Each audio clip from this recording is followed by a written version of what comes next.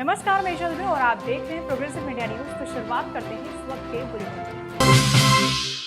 UP के मुख्यमंत्री योगी आदित्यनाथ अपने 3 दिवसीय दौरे पर मंगलवार को गोरखपुर पहुंचे, जहां वो गोरखपुर करोड़ों की सौगात देंगे। साथ ही गोरखनाथ मंदिर में होने वाले 2 दिवसीय कुश्ती प्रतियोगिता के समापन समारोह में पहलवानों को भी पुरस्कृत करेंगे। इसके साथ ही वहीं 3 अगस्त को सीएम योगी सुबह गोरखनाथ मंदिर के हिंदू सेवाश्रम हॉल में जनता दरबार लगाएंगे, जिसके बाद वो MNNUT में आयोजित रोजगार मेला में शामिल होंगे।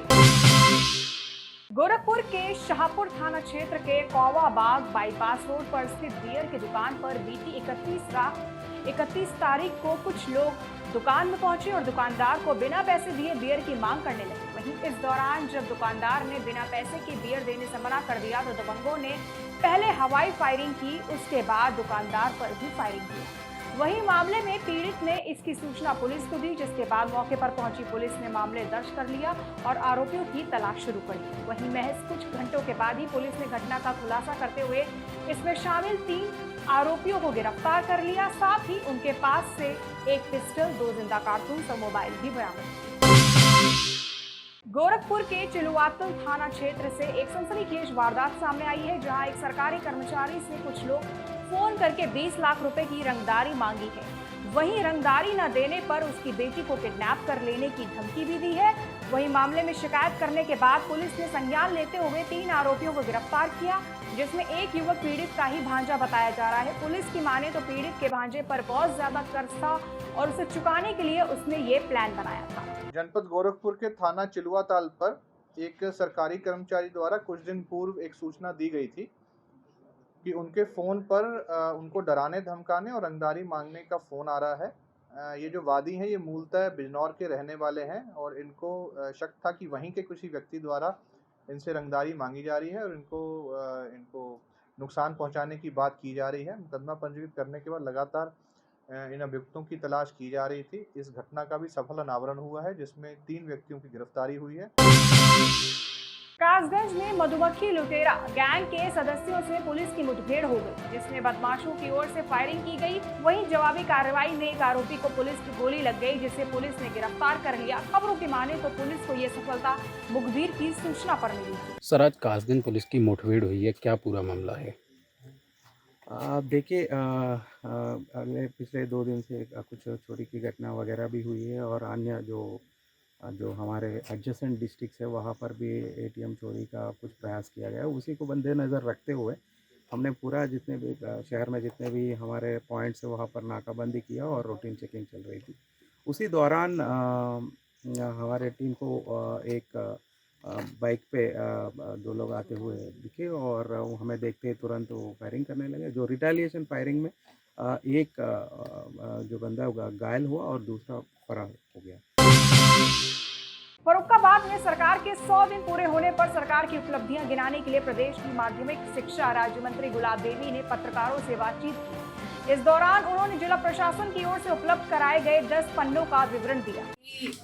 स्थिति को देखते हुए अब तक किसी भी सरकार के मुखिया के दिमाग में ये चीज़ नहीं आई कि हमारी महिलाएं जंगल से लकड़ी काट के लाती हैं, गीली लकड़ियों से रोटी बनाती हैं, धुएं से उनकी आंखें खराब होती हैं, उनके फेफड़े खराब होते हैं। ये चीज़ अगर दिमाग में आई तो माननीय प्रधानमंत्री जी के दिमाग में आई।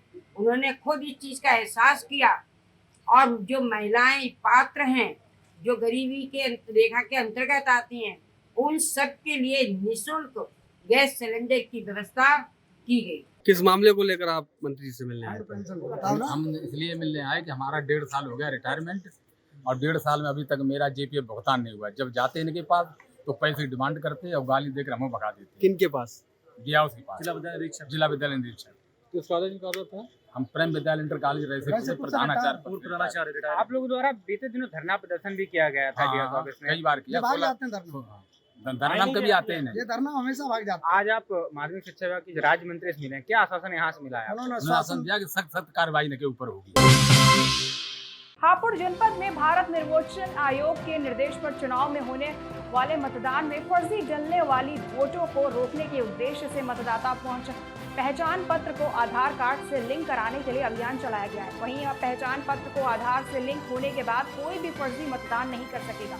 आपको बता दें कि आधार से मतदाता पहचान पत्र को लिंक कराने के लिए BLO को प्रशिक्षण पहले ही दिया जा चुका है। इसके अलावा राजनीतिक दलों के प्रतिनिधियों के साथ प्रशासनिक अधिकारियों ने बैठक कर लोगों को जागरूक करने की अपील की थी। नाम रोमांशी है और मैं एसएसवी इंटर कॉलेज की स्टूडेंट हूँ। आज यहाँ पे सेमिनार बना मतलब लगाया गया और उसमें बताया कि मतलब जैसे फर्जी वोटें डाल दी जाती हैं वो हमें डालनी नहीं चाहिए, क्योंकि यहाँ पर उससे काफ़ी ज़्यादा लॉस होता है, बहुत ज़्यादा लॉस होता है। बच्चे आजकल जैसे कि बहुत ज़्यादा चल रहा है और हमें मतलब आज बताया गया कि कैसे वोट डालनी होती है। पहले हमें पहचान मतलब वोटर ID कार्ड बनवाना पड़ता है, फिर उससे हमें वोटिंग कैसे डालनी पड़ती है, लिंक करवाना पड़ता है। तो हमें काफ़ी लोग होते हैं जैसे कि हम मतलब फर्जी करवा देते हैं, फर्जी वोट डलवा देते हैं, पर हमें वो करना नहीं चाहिए क्योंकि आजकल बहुत ज़्यादा चल रहा है वो। लेकिन इस बारे में बहुत ज़्यादा हमें बताया गया आज जो सेमिनार में लगाया गया। कॉलेज से हूँ, स्मार्ट क्लास इंटर। तो आज हमें सेमिनार लगाया गया, वहाँ पे हमें आधार कार्ड के बारे में समझाया गया। आधार कार्ड को वोटर ID से लिंक कराना चाहिए जिससे कि हमारी वोट मिस ना हो, कहीं से भी हम अपनी वोट डाल सकते हैं। हमें अच्छी से अच्छी हमारे लिए सरकार चुननी चाहिए जिससे भी हमारा भविष्य अच्छा होना चाहिए। जैसे कि हम कहीं रुक जाते हैं, कहीं रिलेशन में चले जाते हैं, कहीं दूर चले जाते हैं तो हमारी वोट नहीं डल पाती है, हमारी वोट मिस हो जाती है। आज का कार्यक्रम भारत निर्वाचन आयोग का एक निर्देश प्राप्त हुआ था जिसमें कि सभी मतदाताओं का आधार एकत्र किए जाना है।